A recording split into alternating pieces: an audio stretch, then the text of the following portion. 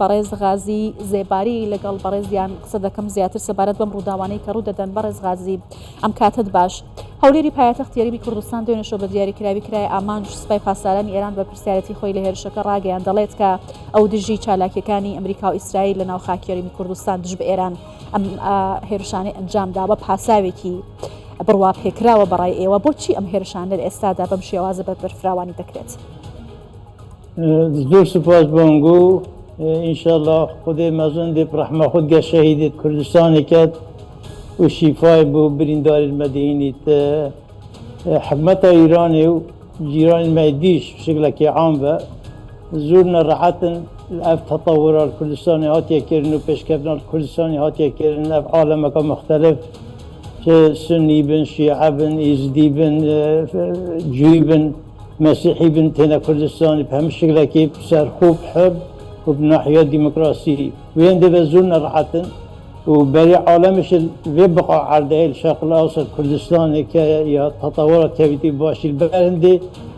گلک به نخوشه افتشته و کی خوب ببینید برنده هم قوت خوی محاولت کن که حکمت هرمی تک دن و ضعیف کن و شر کن هر وکی کوین بین خود بغدا هوا چند معاشت کارمندت حکمت نانیدن خرب به هندی اقم خدای ملت کرد كنا راضي كان بني بري خوب که حکومت هرمی یا نشید اداره حکومت ملت خوب کرد جاره قدی پیشمانی بغداد بنابه بدش خرید کن ضد ملت کرد نخوام هم زانین بله مشكلة كيرة تشيبيا يا الإسرائيلي تشيبيو غزة تشيبي ملت كرد هيش علاقة بينيا تجارة كيش تدخل بتشيدو نكيا بل وكي وقت صدام و أودي كي هر وقت بيت اتهام كرد كي بكن آن حكومة كرد بكن دائما دي اتهام بجاسوسي وتجسسي باشا لبرز غازي هەڵوێستی ئەمریکا هاوپەیمانەکانی چۆن دەبینن لە بەرامبەر هێرشانەی کە ئێران دەیکات ئەمە یەکەم جار نیە هێرشی لەو جۆرە دەکرێت بەڵام ئەم جارە بە دیاریکراوی بۆ سەر هەرێمی کوردستان کە هاوپەیمانێکی ئەمریکای بە تایبەتی کە ئێستا هەرێمی کوردستان پێگەیەکی ئارامیشە و هیچ کاتێک تێوە نەگلاوە لەو ململانێ و کێشانەی کە لە نێوان ئێران و وڵاتانی دیکەیە وڵاتانی ناوچەکە بەگشتی هەیە. والله تزان نقطة أمريكية الهمية ضعيفة رئيس ما بايدن بشكل عامش ديمقراطي وناحية الشرق ضعيفة الجمهورية أسبار كما كترامب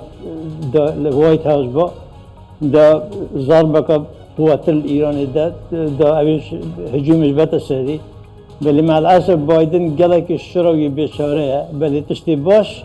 مصلحة ملت كرد البيقاوي دا هر دو رخد کنگرس یه دموکراتی جمهوری دفاع کاب درستی حقوق ملت کرد کن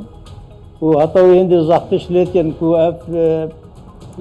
دفاع جوی بو پشمرگا پنیر نو تسلیم بکن. بله. جبو هند به از بیشم زاخت درستی تکردن سر بایدن کنگرس جوابه که بدت اول بهیرش کی اسم ملت کرد. بله برز غازی لبرانبر کردوانەدا تا ئێستا حکوومەتی عێراق هەڵوێستێکی جدی نەنواندووە چه پێشووتر چەم هێرشەی کەشەوی ڕابردووە ئەنجام دراوە بەرپرسیارەتی عێراق نییە سەروەری وڵاتەکەی بپارێزێت یا بە شێوازێک داوای لە کۆمەڵگەی نێودەوڵەتی گات پێش بە ئەم کردوانە بگرێت لە نێو خاکی عێراق وەرمی کوردستان. طبيعي شكل دانيا معناها قلت بري خوبك رئيس العراقي كردة وزير خارجي عراقي كردة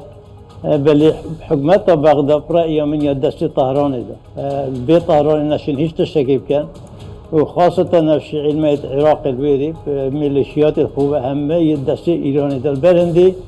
بيجي مقيدا من ناحية وناخذ طبيعي هر کسی هجومی بین دستم ملتی مروه چل بصره بید چل هفلری بید چه هر پارچه عراقی بده بید دیگه و رابطه که درستی کرد با و طلب یونایتد نیشن کرد با هیئت الامم کو بتشتي أبيب كان نهاية كذا جارك وببنا محكمة الويري وجبرن دي حكمة بغداد طبيعة ويشتغلنا كذا بس تشتي باش أو بي حكومة واشنطن هنا راضي كرو إهانة وتشتكر هر وكي طبيعي بله رئيس وزراء ما إهانة وتشتكر بجيتي علاج بتأكيد باش أركي كمالجيني ودولتي لم نوند دات شيء دبيت لك أتيك داهر شكان بردوام وبر برسيارة لبرامبر أو سنور بزاندنا يا أو بزاندني سروري خاكي ولاتاني دراوسي إيران ولا ليان إيران وبتايبتي كم جارب دياري كراوي هرمي كردستان. برأيي من دي زختك ماستر سه ایران هتا کردن ده حدا کی بود دانن ایرانیش وکی تو زانه اف تشتهاتا کردن اسرائیلی لغزه اف تشتهاتا کردن یمنی تا حدا کی مازن حركة إيراني بالواجهة خرا وطبعا قابش إيراني تشكي ونكيل يكون دفاع چل هر دو جا بكت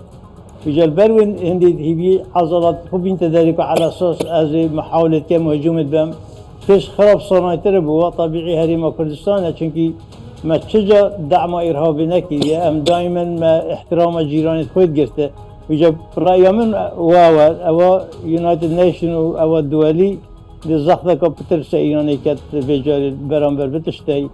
وأز متأكد مش كونغرس الأمريكي لزخدة كبحساب سبايدن كات تياخو كرنا كات مقابل إجرام كير بحق ملة كرد وخاصة سيفيلية كرد.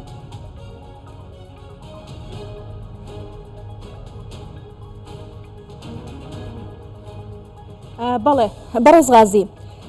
پێتان وایە کە بۆچی ئەم هێرشانە بەم شێوازە بە بەرفراوانی لەسەر عێراق و سووریا بەردەوامن ئەم جارە هاوکات لەگەڵەوەی هێرشی سەر هەرێمی کوردستان و عێراق کراوە هێرشی سەر خاکی سووریاش لەلایەن ئێرانەوە کراوەکو خۆی ئاماژەی پێکردووە. طبيعي وكي مقوت إيران وقت حال ديار كتكو على أساس النار النخواري چونكي تبي أم دعمه ميليشيات خوب بكين أم خوينا خوش بكين يبا معنا تقريبا دسي قاعدة والمازن في فترة النابرن لبنان السوري العراقي ضربك وقالك مازن بواكت وجربين ديبا المحاولة كان باستين ميليشيات خوب ضربة واشينين وظاننش حتى حدا كي بايدن نبت شر مازن كات ايك الوال يوكرانيا شر يبر دوامه یا دوی ابا غزه و اسرائیل حسنا کن گلگ ماستر ببید حتی که تو بری خوب که الیمنی معنی او تحمل غرب کرد خیال انسان دا نبین دا خوکشی حتی ضرب الیمنی دا اف سفنت عالمی تجاره عالمی تقریبا 125 پاپور دنیای خر بحر صورت هنوچن خلالک abdersi کتی و ضربک بحساب عالمی دا من او تشتی کو گشت با تب 6 هفتیانو کدی بنا 3 حتی دگانی وجل وین دی و مجبور کردن حتی او ضرب اليمن دا متأكد میشه که ایران بخو نرین تخاری وی صبر واش نامینی دی ضرب کل ایرانش دا. بله برز غازی پێتان وایە کە لە دوای ئەم ڕووداوانە ئەم هێرشانە بەردەوام دەبێت یا جارێکی دیکە دووبارە دەبنەوە لە ئەگەری دووبارە بوونەوەی هێرشی لەم جۆرە مەترسیەکانی بە شێوازێکی جددی بۆ سەر هەرێمی کوردستان بە تایبەتی و عێراق بەگشتی چییە؟ بەڵێ هەرێمی کوردستان چاڵوێستێکی بەرامبەر بەم کردەوانە هەبێت لە کاتێکدا کە داوای لە کۆمەڵگەی نێودەوڵەتی کردووە بە جددی لەسەر ئەم ڕووداوانە بێتە سەرخەت. والله تبي أوي يونايتد نيشن هارو كاربيت وناتو هارو كاربيت رأي من شتوف ايرن دوم شكل الإسرائيلي تبي ايرن دومش كردستان بيت أدرس كرن هر وكي صالت نوتو ايكي داك وقتي نوفلايزون شكل رأي من چه حل دينا بن إلا أو ايرن دومك بو حريم تشيب كان هفليري منطقة كردستان خري الظان مش معارضة هاي الحكومة التركية والإيراني وهو آخره بل مجبور متشبكة انه وكي كوازي آقادار كونغرس امريكي موافقة سكره تيو بايدن توقيع كتو حوالة بكت بل حتى او تشتنا بيت از بجم اونا راستن هكا ايران كونش خوش نكت ميليشيات الوا للبردوان بن هدي پیش بيت منطقة كردستان امن تدنى يلم